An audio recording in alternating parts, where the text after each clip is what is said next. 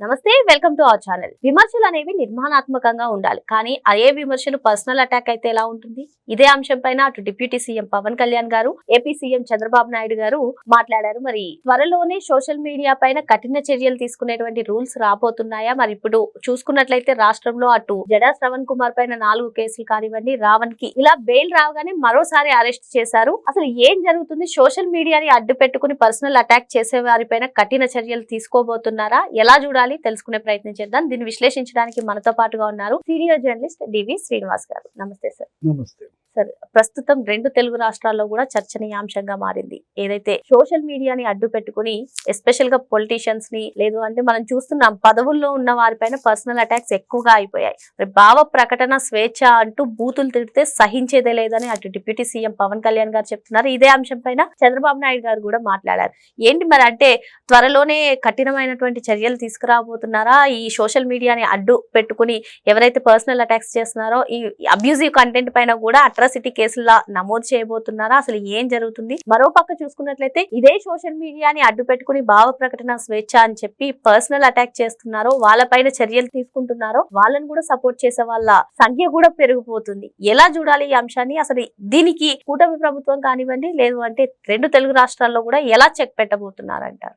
ఇది ఒక జాడ్యంగా మారింది. ఇదేంటి, ఇది కరోనాని మించినటువంటి కల్లోలంగా మారి, కోవిడ్ ని మించిన వైరస్. ఈ లాస్ట్ అసెంబ్లీలో కూడా దీనిపైన చర్చ జరిగింది. ఏది అప్పుడు కూడా డిప్యూటీ సీఎం పవన్ కళ్యాణ్ దీన్నే రైజ్ చేశాడు. ఏంటి, మొత్తం social media abused atrocity act ఒకటి తేవాలన్నారు. ఎస్సీ ఎస్టీ అట్రాసిటీ యాక్ట్ తరహాలోనే వాళ్ళ కేంద్ర ప్రభుత్వం కూడా దీని మీద దృష్టి పెట్టింది. మొత్తం దేశవ్యాప్తంగా దీని మీదే చర్చ. ఇవాళ ప్రపంచం గ్లోబల్ విలేజ్ గా మారిందమ్మా. ఇవాళ ఏంటి, సామాజిక మాధ్యమాలు, అటు ఫేస్బుక్, ఇన్స్టా, లేకపోతే ఈ టిక్ టాక్, అనేక రకాలుగా మనం చూసుకున్నట్లయితే 800 కోట్ల జనాభా, 600 కోట్లు ఇప్పుడు ఇవాళ కనెక్ట్ అయి ఉన్నారు దేంట్లో, సోషల్ మీడియాలో. ప్రతి ఒక్కళ్ళు 2.5 గంటలు సోషల్ మీడియాలో గడుపుతున్నట్టుగా అధ్యయన జెన్ జీ, జెన్ ఆల్ఫా, బేబీ బూమర్స్, లేకపోతే మిలీనియమ్స్, అంటే చిన్నప్పటి నుంచి నీకు ముసలాళ్ళ దాకా ఇది కనెక్ట్ అయిపోయారు. ఇది ఒక మీటింగ్ ప్లేస్ గా మారింది. సోషల్ మీడియా అనేది ఇవాళ ఇది మంచిగా ఉపయోగించుకోవాలి. అది ఒక పదునైన కత్తి, 2 అంచుల కత్తి. అదేంటది, కూరగాయలు కోసుకోవడానికి పనికొచ్చుద్ది, చంపడానికి కూడా పనికొచ్చుద్ది. అంటే వీళ్ళు చంపుతున్నారు. సోషల్ మీడియాని వీళ్ళేంటి, మిస్యూజ్ చేస్తున్నారు. మీరు చెప్పారు, నిర్మాణాత్మకంగా విమర్శ ఉండాలి. విమర్శించండి. పంచాయతీ రాజ్ డిప్యూటీ సీఎం పవన్ కళ్యాణ్, ఫలానా చోట గుంతలు, ఆ రోడ్లు గుంతలు కనపడతలేదా పవన్ కళ్యాణ్ అని ఫోటో తీసేయండి. మొత్తం గుంతలన్నీ పూర్తి చేశానన్నావు, దీనికోసం ఒక పెద్ద మిషన్ పెట్టానన్నావు, 4,000 కోట్లు ఖర్చు పెట్టానన్నావు, ఏమయ్యాయా 4,000 కోట్లు అని మీ ఊళ్ళో గుంతల ఫోటో తీసి పవన్ కళ్యాణ్ ట్యాగ్ చేయండి. ఏం చేస్తాడు? డిపార్ట్మెంట్ కదులుద్దా లేదా? ఆ గుంతలు పుడతాయా లేవా? ఇంక మంచి జరుగుద్దా లేదా? అంటే ఇప్పుడు మీరు మీ విమర్శ ద్వారా సమాజానికి ఉపయోగకరంగా విమర్శ ఉండాలి, కానీ ఇదెక్కడ? ప్రజాప్రతినిధిగా ప్రజా జీవితంలోకి వచ్చినప్పుడు వాళ్ళు ఆలోచించాల్సింది ప్రజల గురించి. ఇక్కడ పర్సనల్ అటాక్స్ అంటే రాజకీయాల్లో మరీ ముఖ్యంగా చూసుకున్నట్లయితే వాళ్ళ పెళ్లిళ్ళ గురించి మాట్లాడడం కానివ్వండి, లేదంటే ఇటీవల కాలంలో మనం విమర్శలు చూస్తున్నాం. అవి ఎంతవరకు కరెక్ట్? ప్రజలు వాటిని ఏ విధంగా తీసుకుంటున్నారు? ఇప్పుడు పైపెచ్చు కొంతమంది సోషల్ మీడియాలో ఇప్పుడే చూసా, పవన్ కళ్యాణ్ వల్లే రావణ్ ఇలా అయ్యాడంట.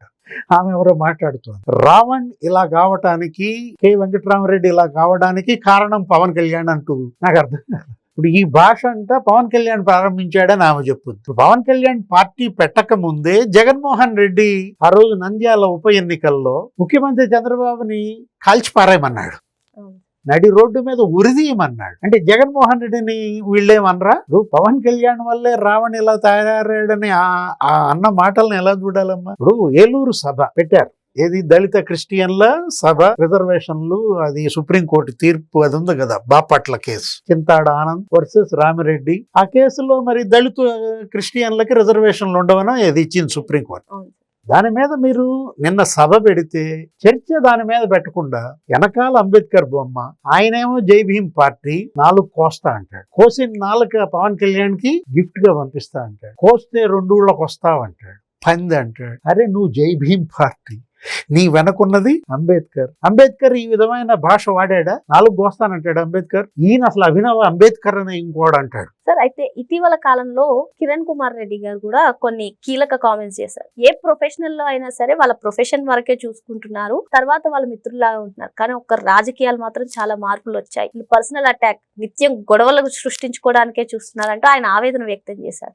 మరి అసలు ఈ పరిస్థితి మారే అవకాశాలు ఉన్నాయంటారా? ఈ పరిస్థితి ఇలా దిగజారటానికి కారణం ఎవరు? జగన్మోహన్ రెడ్డి కాదా? జగన్మోహన్ రెడ్డి రాజకీయాల్లోకి రాకముందు 2 తెలుగు రాష్ట్రాల రాజకీయాలు ఎలా ఉన్నాయి, అతను వచ్చిన తర్వాత ఎలా మారాయి అంటే ఒక ద్వేషం, ఒక కక్ష, పగ, ప్రతీకారం, నేరస్తుల్ని రెచ్చగొట్టడం, నేరాలు చేంచటం, ఆ నేరాలని కులం మాటున దాచిపెట్టడం, మతం మాటున దాచిపెట్టడం. అసలు నేరానికి కులం ఏంటి? ఇప్పుడు అతను ఉన్నాడమ్మా, సాయి కృష్ణ చచ్చిపోయాడు, అదే ఏదో లాకప్ డెత్ ఏదో అంటున్నారు. 23 కేసులు ఉన్నాయి అతని పైన. ఇప్పుడు అతను కాపు యువకుడు అని రాస్తున్నారు. అంటే కాపు కులం చెప్పిందా అతన్ని రేప్ చేయమని, కిడ్నాపులు చేయమని, మర్డర్లు చేయమని?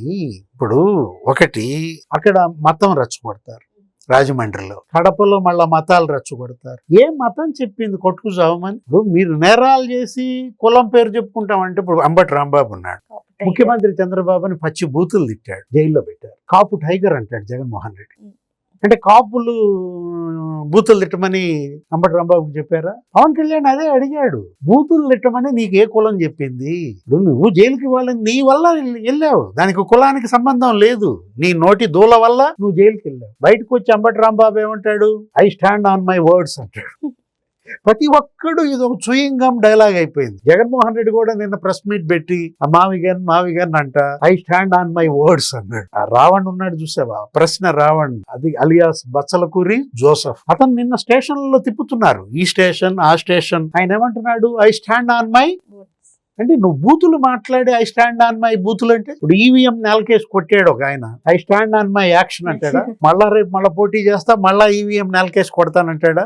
దీనికి చరమ గీతం పాడేది ఎలా? ఇప్పుడు ఆయన ఎవరో ఫోర్జరీ చేశాడు, మాగుంట శ్రీనివాసరెడ్డి సంతకం ఫోర్జరీ చేశాడు Kakani Govardhan Reddy, I stand on my forgery. ఇప్పుడు నేరం వేరు, రాజకీయం వేరు.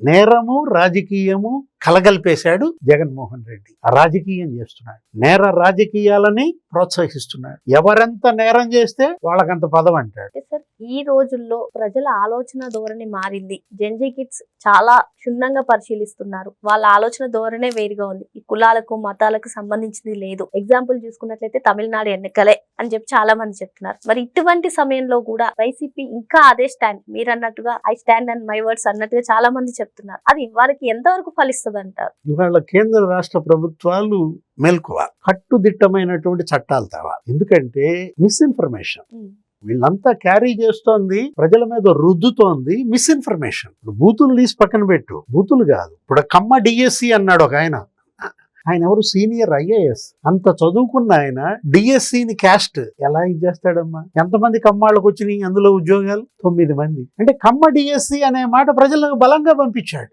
అంటే మిస్ఇన్ఫర్మేషన్ ఎలా చొచ్చుకుపోతుంది. ఒక 8 ఏళ్ల క్రితం ఈ గుర్తుండే ఉంటుంది, కమ్మ డిఎస్పీలు అన్నాడు ఒకడు. అరే 36 మందికి ప్రమోషన్ ఇచ్చారు, అంతా కమ్మాళ్లే అని చెప్పేసరికి నమ్మారు జనం. అరే తిరుపతిలో పింక్ డైమండ్ ఎత్తుకుపోయాడు చంద్రబాబు, ఇప్పుడు గనక నువ్వు వెళ్ళి ఎతికితే వాళ్ళ ఇంట్లో దొరుకుతుంది బెడ్రూమ్ లో అన్నాడు, లేకపోతే రాజీనామా చేస్తా అన్నాడు విజయసాయి రెడ్డి.